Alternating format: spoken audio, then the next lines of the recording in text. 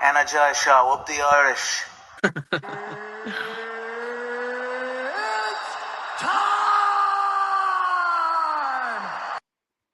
Okay, what's going on, guys? Welcome to a brand new episode of Energized, brought to you by Forged Irish Stout and Or Kings Competitions. Ross, are you intoxicated or something? Introduce the guest, man. Today we are bringing you the hottest Cage Warriors signing this year. It's the one and only undefeated Max Lally. Max, call us a tattoo. Tá mé an sásta leis an nuacht agus tá scete mini áthas orm an láhíní bhui a cuairm a lábhar agus ag bheith ag tríd promotion iontocht. So, sin é, lads, an sásta. Má an fear. Má beautiful. But yeah, we love it. I'm super happy to sign to Cage Warriors. You know, I just said the little spiel there in Irish, one of the biggest promotions in Europe, and I am more than happy to put the yellow gloves on and make my debut early next year. So at this new weight class 135, I'm really looking forward to it. So let's do it.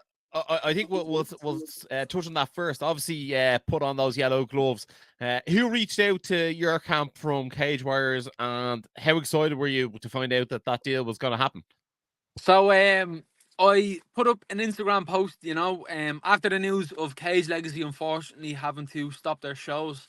I was looking for an alternative route, you know, and I just thought for myself, the best route for me would be the Cage Warriors route, you know, to get that development early in my career. I think it'd be, I just think it's super important to get that, you know, to get that them hard fights, get battle tested early on, you know.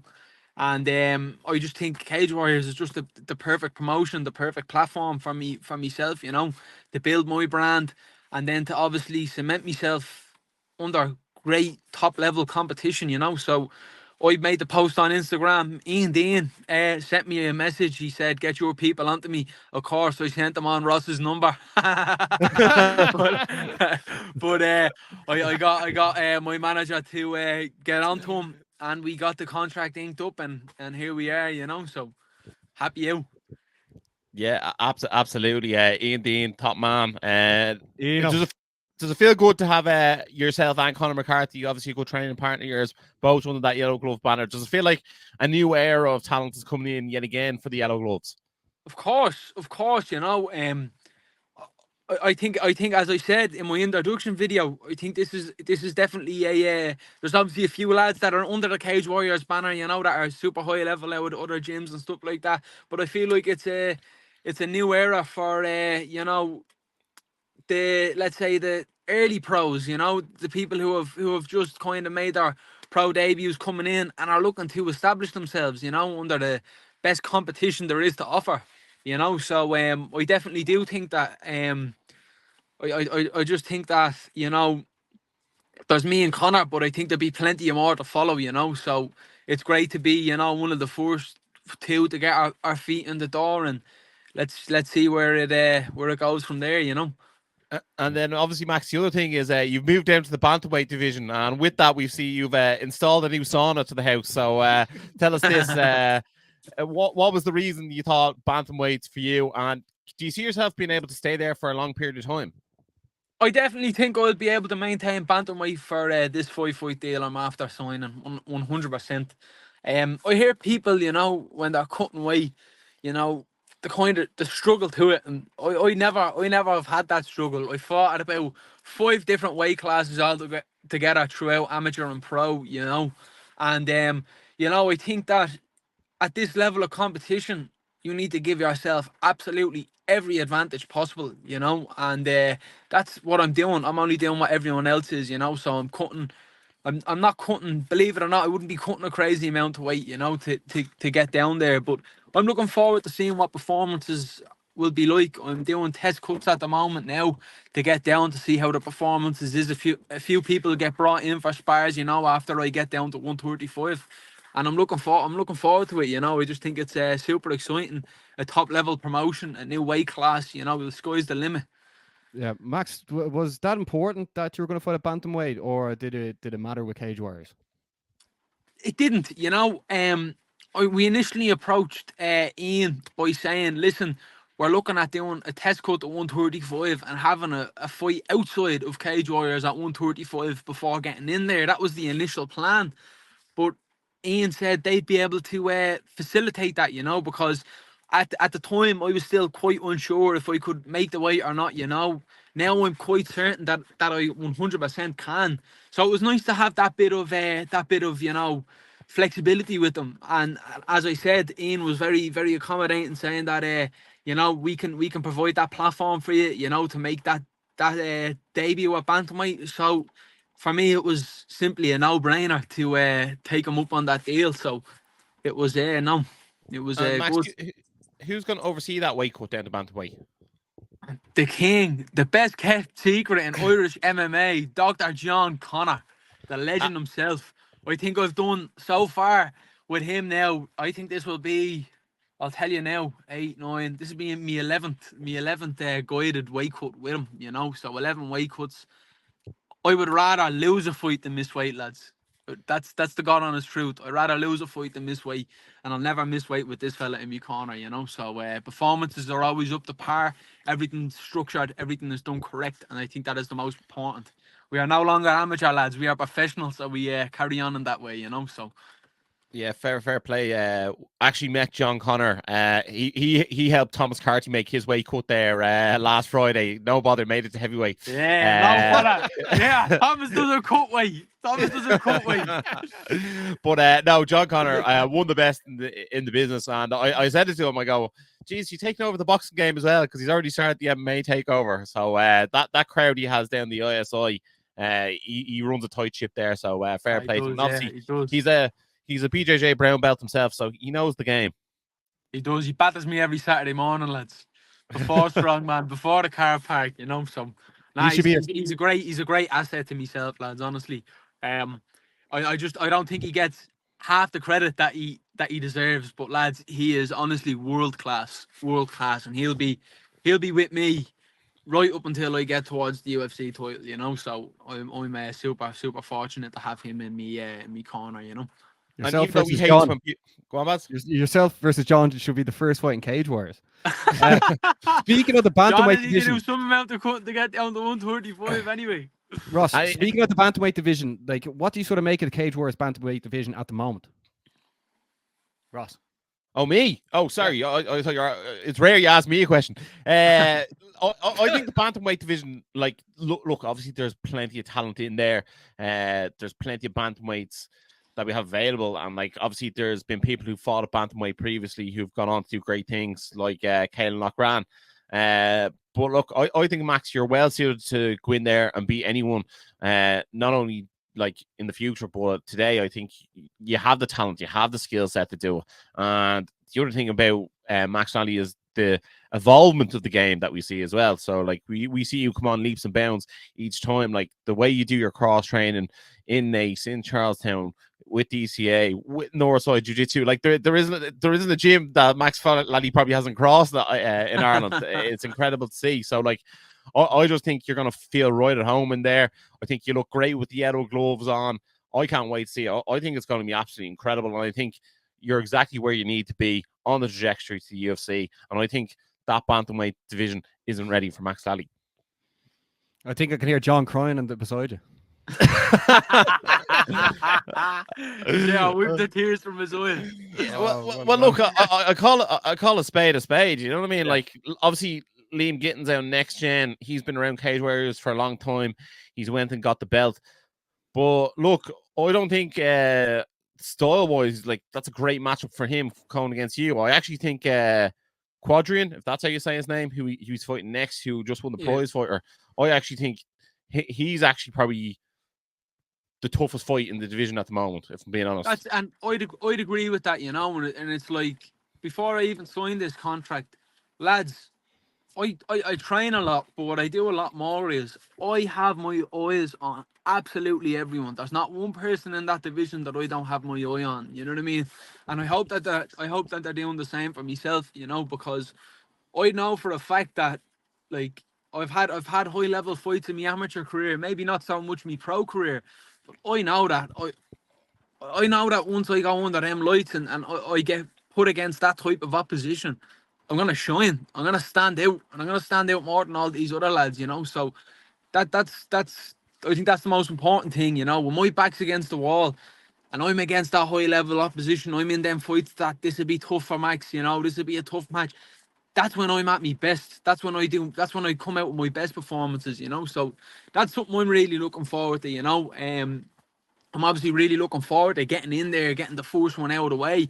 But then, as you said, lads, showing that involvement, showing the striking, the grappling, showing everything. That's what I want to show. I want to show that when people are like, what's a true mixed martial artist, that they show them a video of one of my fights. You know what I mean? That is what I'm looking for. You know, so I'm really looking forward to it. So.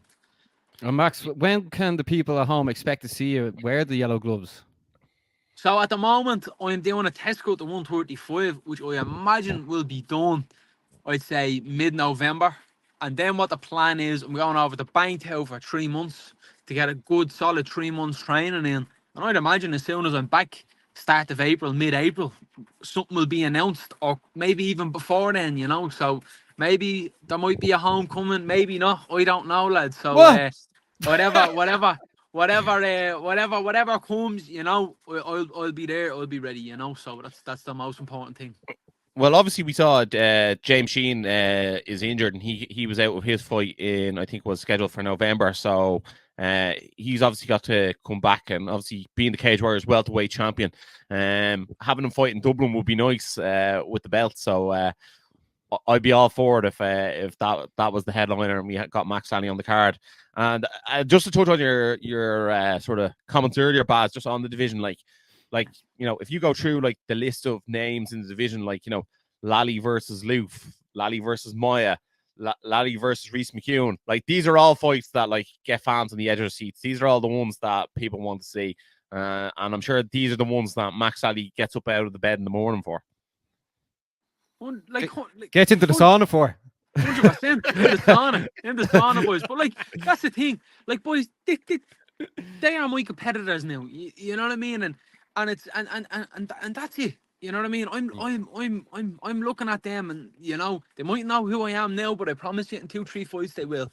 You know, and that's the thing. It's like anywhere that I go, I know that I can make a serious impact on, and that's why I'm very fortunate to be signed under this Cage Warriors promotion, you know. So that's the thing. They're providing a platform for me, providing me with the competition that I need to get to the top, you know. So that's the thing I'm most fortunate for, and I'm really looking forward to. Not looking forward to the saunas now, but you know yourself, looking forward to fighting.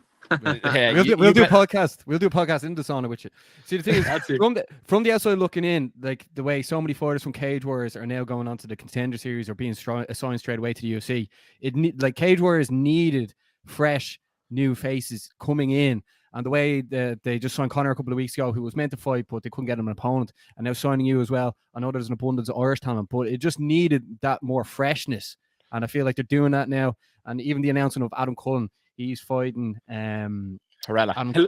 Yeah, Adam Cullen fighting Harilla. Like, I mean, there's a massive fight. I feel like it's coming up again, and like I can't wait to see. Obviously, you yourself and Connor, 2 great signings, but like I can't wait to see more, because there's more and more talent coming through, isn't there, Max? 100%. And it's like, as I said, it's like me and Connor have our foot in the door now, but there's gonna be plenty of killers following us. You know, so really, I would say it's like it's starting up again. It merely has started, you know, because I've said it before. There's so much high level there's so many high level competitors in this country, you know. Like at amateur, I think the level's through the roof, you know. So it's like, give us one name there, Max, that people should definitely watch out for next.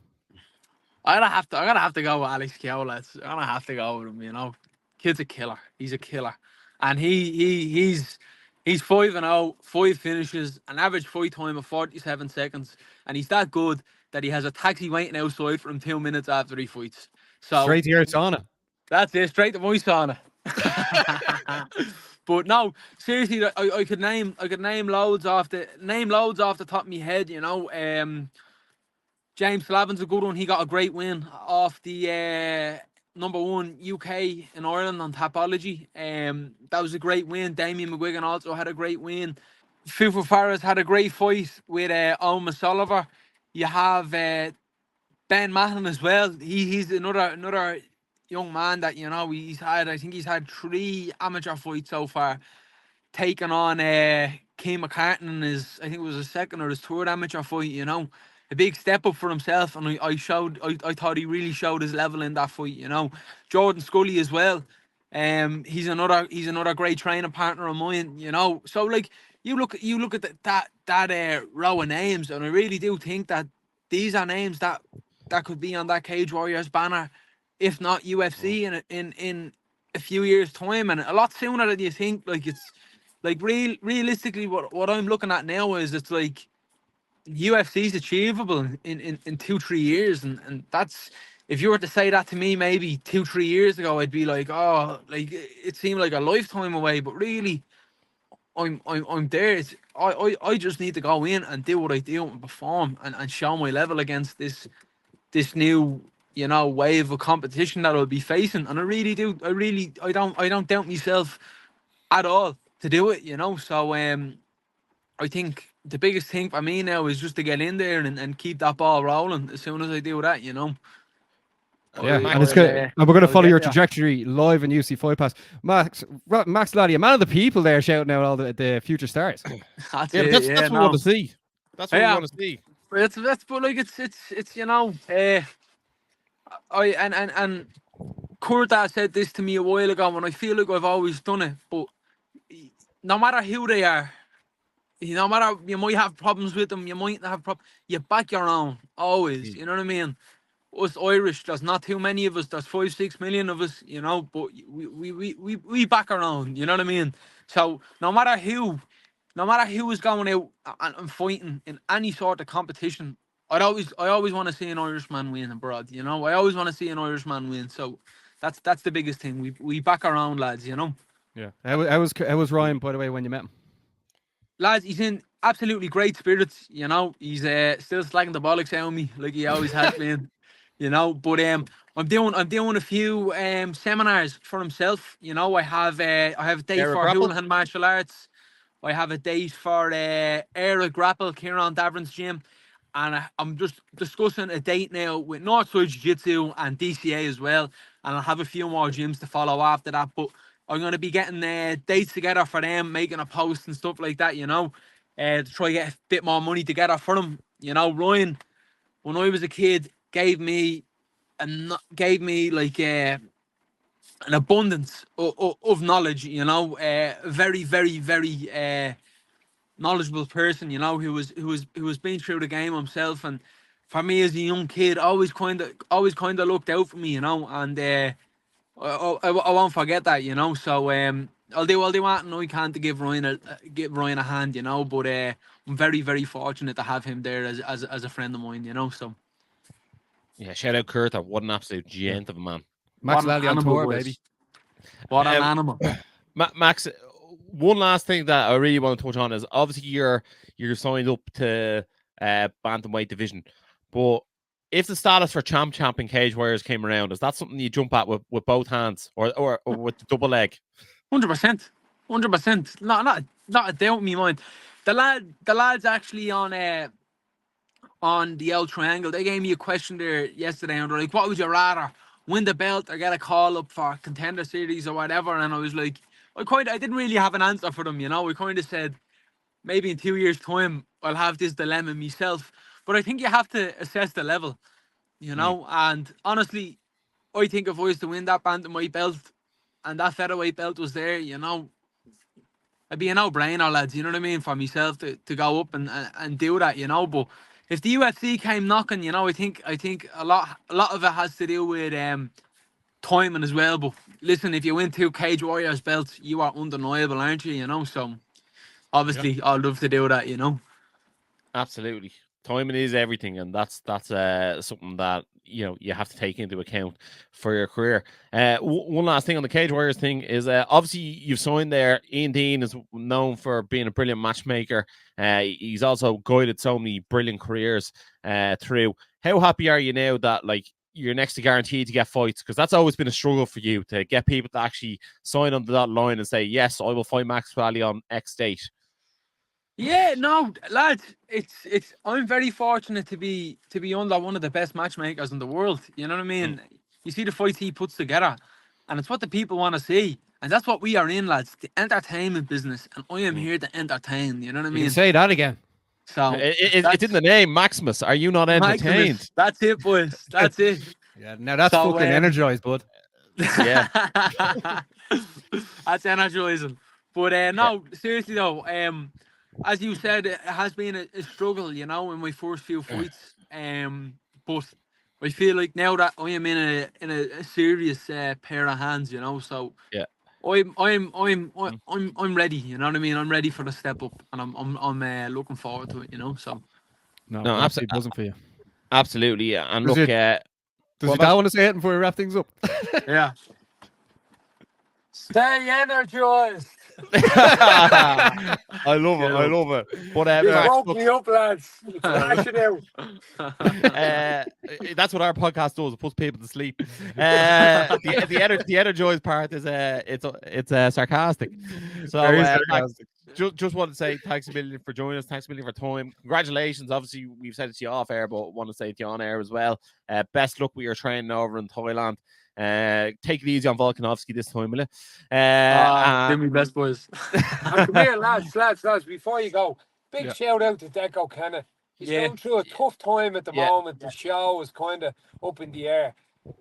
Irish MMA will be at a bad place without Deco Kenna and Cage Legacy. It really will. He got pulled fights out of nowhere. Lads pulling out on Connor and pulling out on Max multiple times. And the show still went ahead. He got fellas out of somewhere. So Irish MMA be lost without Deco Kenna, you know? Yeah, shout out to Deco Kenna. 100%. Absolutely. He's an iconic promoter. Like, no one promotes their shows harder than he does. You know what I mean? I remember being up at a Cage Conflict and he was flying the cars up a Cage Conflict with the Cage Legacy show. You know what I mean? Like, by hook or crook, that fella gets the job done one way or the other. And look, I hope he can find some financial backers to help him put on the shows, because there ain't no party like a Cage Legacy party.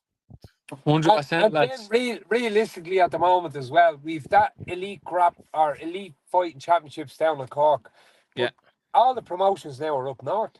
Yeah, you know, they are. That's where we're at the moment. Well, Premier as well. MMA, amateur wise, it's going to struggle. It's going to struggle. So we need more shows, but unfortunately, with Decos, it's gonna be lean times for the amateurs for the next while. But fingers crossed, he gets something up and running, you know. Yeah, of course, because at the end of the day, that's also how he puts food on his table as well. So, like, obviously, you want someone like that to come back and do well, because he puts his heart and soul into it. He really does. You can say what you like about him, but you can't say he doesn't put his heart and soul into it. He's a top man. He's a one-off. He's a legend. That's it. Legend. Gave me a platform to showcase my skills for many years. You know, I remember I had a grappling show with him. I know this is a bit off topic, but I had a grappling match on one of his shows back in 2018. So big names on that card, you know. Ian Gary fought Stephen Costello, like loads of big names on that card, you know. And the fella's meant to grapple pulled out. He throws his bleeding younger brother in at me. You know what I mean? Yeah.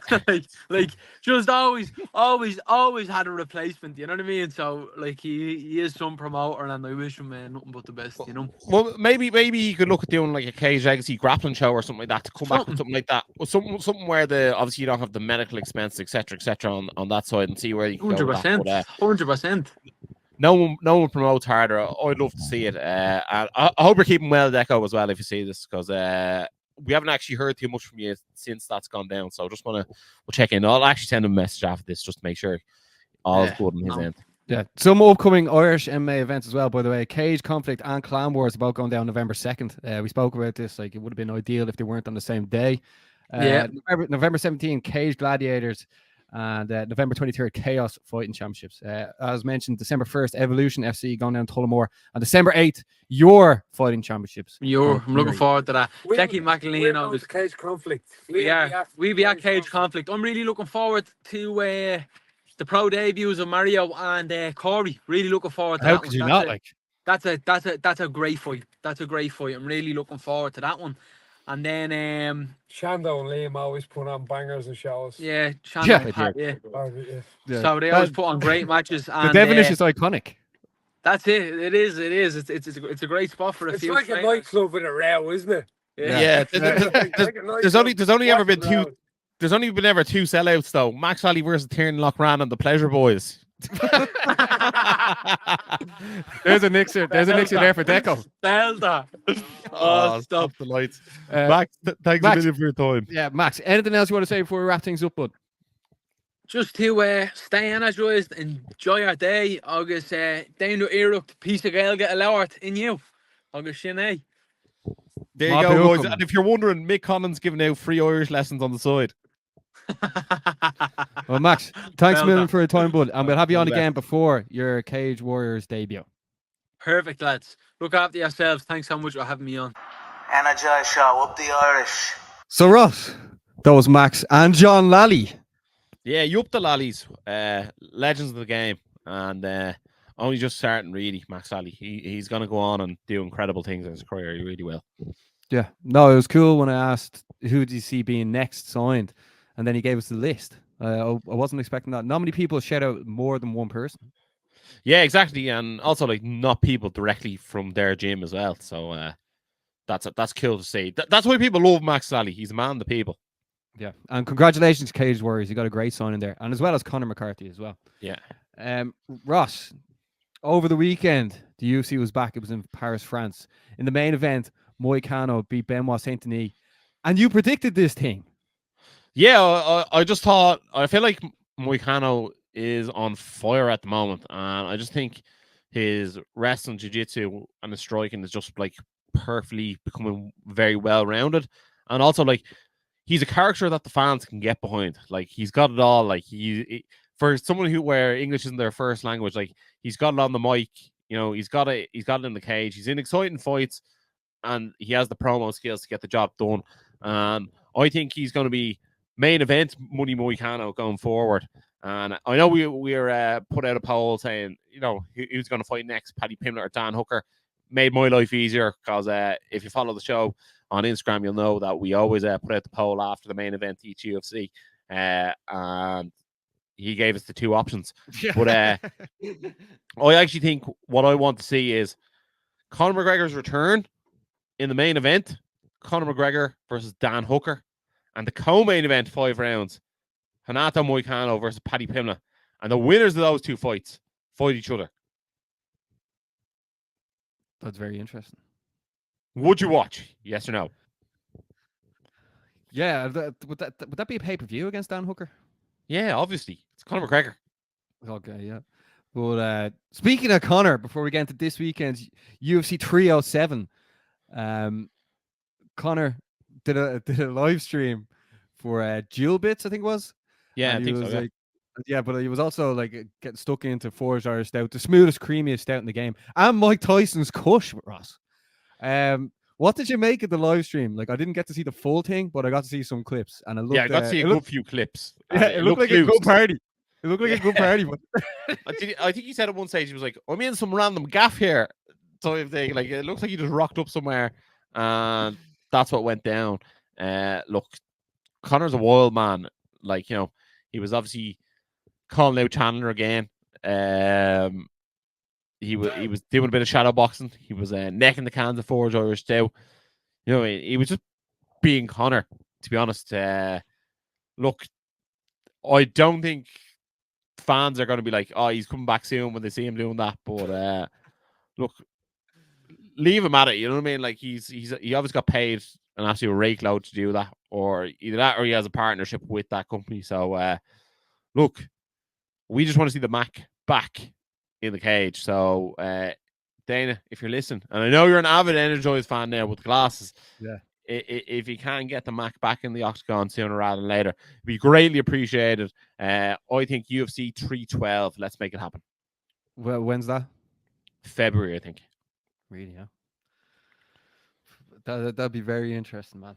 Well, Islam Makhachev announced that he's going to fight at UFC 311 in January. So Against who? It didn't say, but I'm going to assume it's going to be Arman Sarukian. What did you make of the UC Paris card before we get into 307, by the way? It was at a nice time, wasn't it? Yeah, it was on a lovely time. The Paris fans are incredible. So like they really add to the event. And then there was like some nice moments throughout the card, like Brian Battle, like his performance, and then like his promo as well. Like two of the best promos we've seen this year between him and Hanato Moicano. And Danny McCormick. Yeah, and Danny McCormick. Ziam, if that's how you say it, he knocked out Matt Frivola. That was a huge knee. That was absolutely incredible. And could see Morgan Charrier get a win as well on a big stage like that. So look, I thought it was a great card. I thought I was very entertained for having no skin in the game. Yeah, and that's what you want. Like when you have no skin in the game, you want to be entertained. Exactly, as Max said, this is entertainment business, bud. Okay, Ross. So you're currently 18 correct answers to my 17. You swear this was fixed, but this weekend. I thought it was up on 19, but sure, look, well, maybe we'll do a recount. No, we'll have to give that to VAR there, but this weekend, UFC 307, Alex Pereira is taking on Khalil Roundtree for the light heavyweight title. First of all, what do you make of this fight? And second of all, who are you picking to win this fight, bud?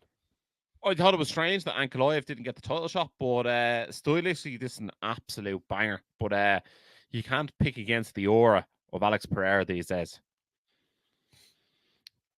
Just like, why do you think they made this fight over the Ankalaev fight, though? It could have just been a timing thing. I think Ankalaev was booked to fight on the Abu Dhabi card at some stage, and maybe they didn't have a main event for this card. Obviously, they have Pennington versus Juliana Pena on the card as well, but like that's not much of a pay-per-view draw. So anytime they need someone at the 11th hour, there's only one phone call they make. Potan, we need you, baby. Man, what a character. So you think the winner of this will probably fight Ankalaev? I think so. I think Ankalaev's going to fight Rakic next, is he? And booked. Like unless I've like lost plot, like that was definitely announced at some stage. I'm gonna see if I can look it up here because I thought that was going to be on the Abu Dhabi card at some stage. It's Abu Dhabi next, isn't it? 308. 308 is Ankalaev. Let's see.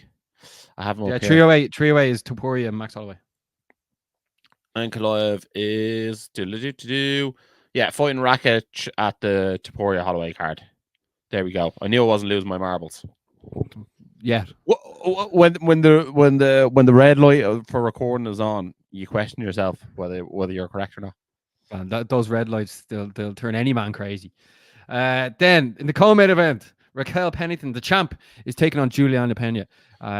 Who do you actually see winning this fight? I'm going for Juliana Pena, to be honest. I think the Venezuelan vixen is going to come back and reclaim her title. I think, I don't know, in the nice way possible, I think women's bantamweight at the moment is probably the weakest the division has ever been. I think it could definitely do with a bit of a character. And I think, I don't know, Juliana Pena, I feel like is a bit of a heel character. I feel like she rubs people up the wrong way, which is fine, because in the nice way possible also, I feel like Raquel Pennington rubs people up no way. So I think Juliana Pena, like obviously last time out, she lost the bantamweight title to Amanda Nunes. She beat Amanda Nunes before as well with the rear naked choke. So anyone that can beat Amanda Nunes, to me, is going to be a favorite going into the fight. Yeah, well then also Caitlin Vieira is taking on Kayla Harrison. That's in the bantamweight division as well. Just so, say if someone got injured for that co-main event. Yeah, and I think that's the number one contender fight as well. I think the UFC would love to get Kayla Harrison in the main event or in a title shot against someone like Juliana Pena, where they can have the back and forth. Or even Pennington. Oh yeah, especially that one. Yeah, but like even Pennington, I'd favor Kayla over Pennington. Ross, also Jose Aldo is taking on Mario Bautista, and another good scrap as well. Roman Dolidze is taking on Kevin Holland. Man, Kevin Holland's there every week. Well, look, I'm looking forward to seeing Jose Aldo back in there, because ever since he's come back, he's been on absolute fire. I wouldn't be surprised to see him pick up another title shot before he goes. You know, like that guy is someone who the fans love. He's someone who can easily main event at any stage, and from my point of view, I think he's one of the best fighters of all time to ever do it. Yeah, I think last time he was out was on that pay-per-view in Brazil. Remember, that card wasn't great, and then they were like, "We need you, man." I think Pantoja headlined that against Versik. And then also our mate Stephen Wonderboy Thompson taking on Joaquin Buckley. That's the main event on UFC Fight Pass in the prelims. Yeah, no, sorry, just a prelim card. That should actually be a good one as well. And then former world champion Carla Esparza is taking on Tisha Pennington, Raquel's wife, in the curtain jerker. Jeez, that's mad. I swear to God, I actually thought she'd retired. You know that? So did I. Or maybe she knows that this is a retirement fight. Is it? Potentially so. Yeah. Okay. Carla Esparza.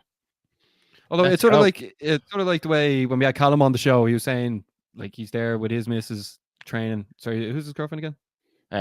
Tabitha Ricci. Tabitha Ricci, yeah. So when you're there living together, it's like I want to be cutting as well. Yeah. Maybe they should just get a sauna. There you go, man. It's here on Wikipedia, which is always a reliable source. In her final bout before retirement, Esparza is due to face Tisha Pennington on October 5th at UFC 307. So both Penningtons will be in action. Maybe that's why it's so early on in the night, because obviously Raquel's fighting in the main event. Oh, actually, that makes sense. Yeah. Yeah. Then, so that's the UFC. Is there any other UFC things that come to mind before we move on to PFL Glasgow that happened over the weekend? No, I think that's it, to be honest. Right. I'm going to ask you a question on PFL Glasgow. What did you make of the build-up to the event, and also who stole the show at the event? I'm going to answer them in reverse. I'm going to say Lewis McGrillen stole the show, him and Dean Garnett. That was an absolute barn burner fight of the year candidate. Also, Stevie Ray, have to give him his flowers, getting the submission win in his hometown, send the crowd home happy. So yeah, that was they were the two big winners of the night for me. In terms of the build-up, it sort of felt like any other PFL event. I felt like the main event didn't captivate the audience from a sort of outside of Scotland point of view. Thought Stevie Ray versus Lewis Long, and like decent main event, just not like I didn't really have a dog in that race, if that makes sense, or like I wasn't dying to see that fight. Two veterans of the game. In terms of the European series, sorry, just ask you a question. That part, Ross. Do you think that anything got to do with UFC Paris being on at the same time? Potentially that, you know, it was overshadowed by UFC Paris in certain aspects, but I don't know. I felt like there was nothing intriguing me overly to watch the PFL. Like I felt like the fight that I was most looking forward to was the one that delivered the most. To be honest, I thought Lewis McGrillen versus Dean Garnett, that was the one I wanted to see. And I think mainly because Lewis McGrillen, I think he's more CTV, to be honest. Yeah, a left hand. Yeah, I was also looking forward to Chanel Dwyer versus Valentina Scatizzi, because I think I really rate both of them, but I especially think Chanel Dwyer has the potential and capabilities of going on and winning that tournament. Yeah. And then, but like even the lightweight tournament, you know, I felt like that Hughes Capella fight, I was like, could have easily went the other way. And I just think Kasu was the best in that division, so I just think he's a model for O'Connell to win that for a second time out. I feel like they weren't billing it as he's like defending his title, if that makes sense. Mm-hmm. It's almost like they're treating it like in a football season that like you only really hear on Sky Sports saying the champions. You never hear fans say that person's defending their Premier League title, if that makes sense. Yeah. Like I feel like as fans we should be nearly told he's defending his belt every round of that tournament. There was something about the PFL where like I feel like people, okay, the show's on and some people will just tune in for one person's fight and then tune right back out. I don't think it doesn't feel like a lot of people stay for the full entire show. Yeah, well, I feel like you're only getting the hardcore May fan base, and I'd love to know the drop-off rate of, obviously PFL started earlier. I'd love to know the drop-off rate when UFC Paris started, how many people changed the channel? Yeah, but the Zone, it was on the Zone. Do you have the Zone? I actually do have the Zone, but like I couldn't actually find it on my channels for ages. Man, that's the thing. I was watching it on There's so many on a zones. stream. Yeah, I was watching on a stream, and it just kept lagging and lagging and lagging. And like, while trying to watch Daniele fight, Valentina fight, Matisse who won, and who am I forgetting? McGrillen? No, there was another Irish person. Oh no, was it just three? Just three. I was just three. Yeah, sorry. You were thinking Dom Norcus, were you? I was thinking of that, yeah, because I knew there was 4 people representing Irish teams this weekend. But I was just like, when you're watching it and it's lagging like that, you're like, Jesus, come on, man. And like, so no, I agree with you. And the same with Dom Norcus. Why wasn't on Virgin? Wasn't on UFC Fight Pass. Yeah, but we can get to that after. Why was it? Why I thought, is it just Bellator has a Virgin Media contract, and then PFL is the Zone? No, because I'm pretty sure when Nathan Kelly was fighting in PFL, it was on Virgin Media. To be honest, maybe there was just not enough Irish interest from it. But like, put on Virgin Media 4 or something, and like just play it out. Like no one else is watching. I don't know, reruns or whatever show you're showing on Virgin Media 4. Well, Big Brother or something. Yeah, exactly. Yeah, but hold on, it's because obviously their pay-per-views coming up in a few weeks. That's going to be on the 19th of October. Is that going to be on like the Zone pay-per-view? So therefore, they're putting it on the Zone. I'm actually not too sure. I just like a lot of the time, I try and look for the logic, but the logic doesn't seem to be there. If I'm honest, putting you on the spot now, Ross, as per usual. How many pay-per-views do you think PFL think they will sell, and how many pay-per-views do you think it will sell? I think they think they're going to do somewhere between 400,000 and 600,000. I think that's what they think they're going to do. I'm sure some journalists will ask them how many pay-per-views they expect. I think they'll be lucky to hit 200,000, to be honest. And it's not just. I'm not trying to like hate on the product. People get used to paying for certain products, and people aren't used to paying for PFL. And I feel like people aren't going to be paying for PFL because they're not used to paying for PFL. So I think that's the way it's going to go down. I do think 4 out of the 5 fights on the card are exceptional. I just don't understand that one that's above Paul Hughes versus AJ McKee. I think it's Moshavin versus some Swiss dude. Like, I just don't know why that's on the main card. It doesn't make sense to me. I think this is where they should have got, Brendan Loughnane to fight Pitbull or something like that, and that would have been an absolute banger, and people would have been like, yes, inject that into my veins. That night, they're going to be competing against UC Fight Night. Fluffy Hernandez is taking on Pereira. And also Brave will be on Tenerife. Jer Burns and Richie Smullen will be on that card. Then so there's going to be a bit of traction on that night, a bit of competition. So that doesn't help them either when they're trying to put on a product that you have to pay for when there's going to be free products on available. You know what I mean? And like, people are going to be entertained by Michelle Pereira. You know what I mean? So it's one of those ones where like hopefully people do put their hands in the wallet for it, just purely based on the fact that I'd love to see Paul Hughes get a good outing and a good showing. Definitely. Then, as Ross mentioned, UAE Warriors was on over the weekend, and Team KF duo Dom Norcus won on the Saturday, and then Omar Tukakov won on the Friday.